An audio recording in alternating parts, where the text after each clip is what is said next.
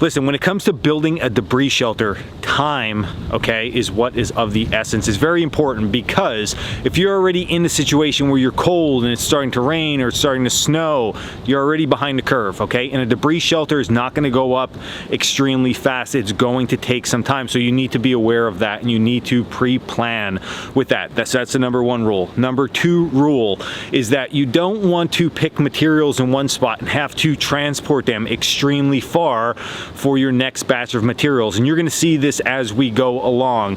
Where I collected the birch from, okay, to where I'm gonna build my shelter is not far, okay? It's only 20 to 30 feet away. That is important, okay? If you are picking material in one spot and then you realize that the next layer, let's say in our case, we're gonna be using a lot of hemlock, is going to be your base layer on that shelter, and there's none for 400, 500, 600 yards, it's probably not a good idea to start building your shelter there. And I see that happen a lot with people.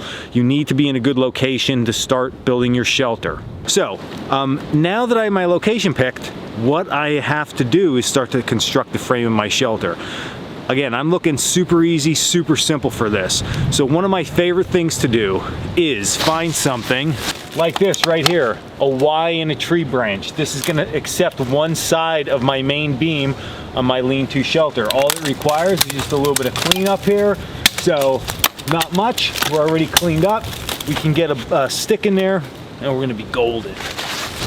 So one thing that I always like to do when it comes to these Y branches is really get it that it's seated down low. If it's up too high, it's almost acting like a wedge once we add some weight to it. So that really simply can get taken care of by just trimming one or two sides down and flattening them out, okay? So just get out your cutting tool there and have at it. So just smooth that one side out, see where you're fitting in at.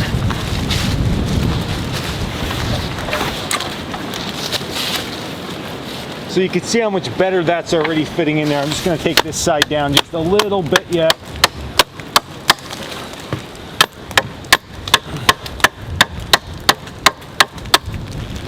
All right, there we go. So we didn't weaken up the board too much, getting it in there like that, but it is going to help with not splitting this out. You just also wanna make sure that's good and steady and strong, which it is.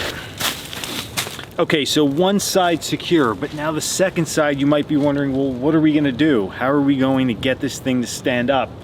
And I'm gonna use a tripod for mine. I think it's quick, it's easy, I'm cutting branches anyway, so I'm gonna get the job done like that. But your tripod has to be the right height.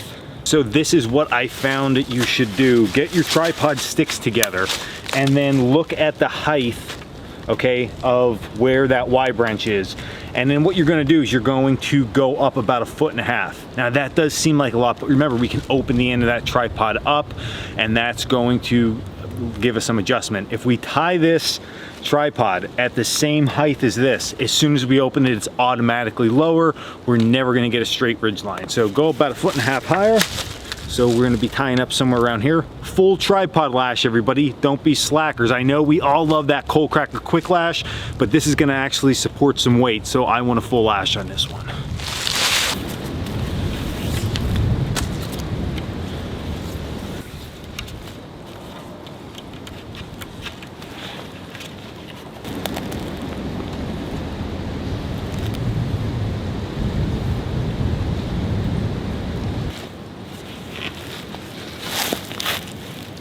So I got my tripod set up. My ridge pole, as you can see, is up. Now I did make this higher. Two reasons. Number one, my Y branch in my tree, okay, was a little bit higher than I wanted, but it was there, way easier to work with. Secondly, I wanted to build this shelter so I can come back and utilize this. So if it's bad, foul weather, or I want to hunt out of this, I can literally just sit under there. It's not just a sleeping type shelter. So we are going to be doing some work in it. So we're going to get after it, start working. It's going to be great. This thing is coming along fast and easy.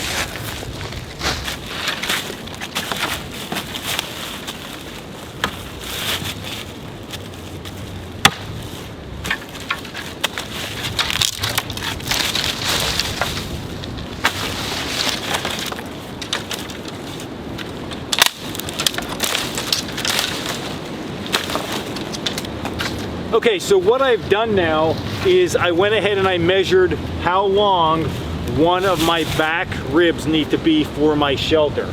Once I did that, I came over here and I made myself somewhat of a jig or a length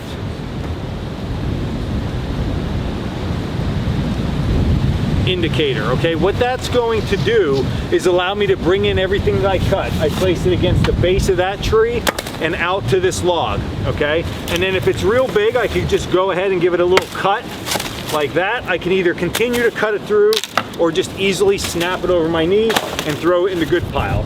So this one, too short, I just put it in the short pile. And then I'll just continue this process. I pull in a stick, I true it up,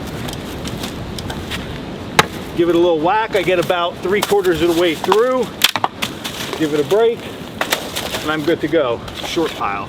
So this makes really good, quick, fast work of something like this. With longer branches like this one, okay? I'm gonna come in here, I'll give it a cut.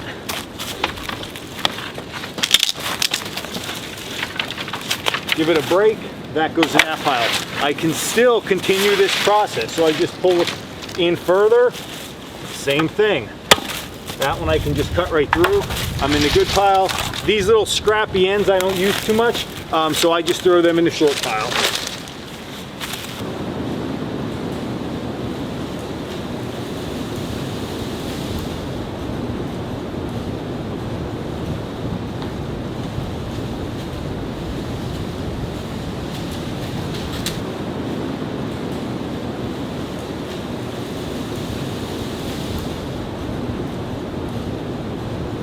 Okay, so all the ribs now, what I call at least ribs, are up on the structure. So we have our main cross member, we have our tripod holding up one side, and we have all the ribs in place. Now, when you build a debris shelter, there's a lot of different factors you can take in consideration, which we already talked about.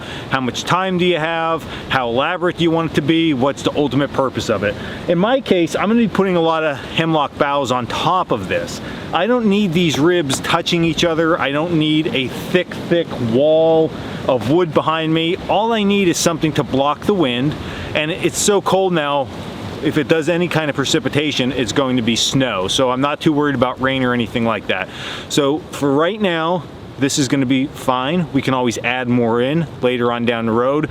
But even if you put pine boughs on here and then later on, as everything melts out, you put leaf matter on here and more pine boughs, that's going to be more than enough of a structure to take care of it. Sides, front, you can depend on, again, how elaborate you want that to go. We're going bare bones, down, dirty, super easy right now.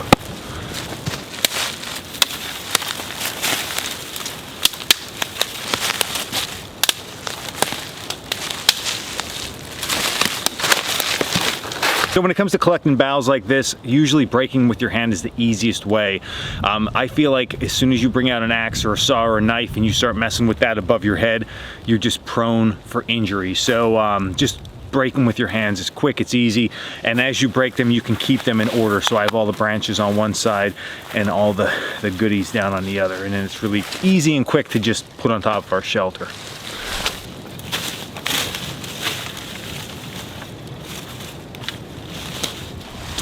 Now, a couple key factors in the back of this shelter that I want to point out. I started at the bottom and then I worked my way up to the top. The reason for that is we wanted to overlap like shingles on a house, okay? So we don't want any type of precipitation or snow getting underneath. We want it to shed off and then it would actually slide onto the next section, okay? So as the snow comes down here, it just very easily is going to shed away that way. The other thing is the branches normally grow upward, okay? So there's an upward sweep to them. So whenever you place them on your shelter, flip them the opposite way. So they're growing like this in nature, upward. We want to lay them on our shelter downward. That gives a way smoother finish to the back side of your shelter, and it's just gonna make it that much nicer.